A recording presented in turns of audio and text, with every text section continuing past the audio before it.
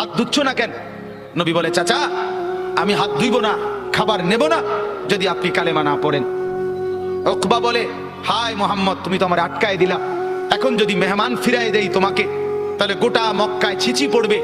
সর্দারের ঘর থেকে মেহমান না খেয়ে চলে গেছে, এটা তো আমি সইতে পারি না। যাও কালেমা পড়ে নিলাম।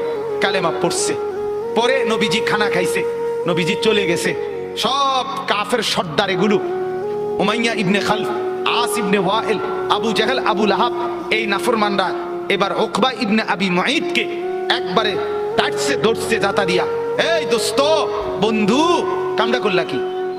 কি একসাথে বন্ধুত্ব, একসাথে চলি ফিরি, আজকে এত বছর একসাথে বন খাই, একসাথে বিড়ি খাই, একসাথে গপ মারি, একসাথে মানুষের বেড়িতে দিকে ফিসে ফিসে হাঁটি। আজ এতদিনের সম্পর্ক, আমরা সব সিটারি একলগে করি, সব বাটফারি একলগে করি, তুমি কামটা কি করলা? এতগুলো বন্ধুর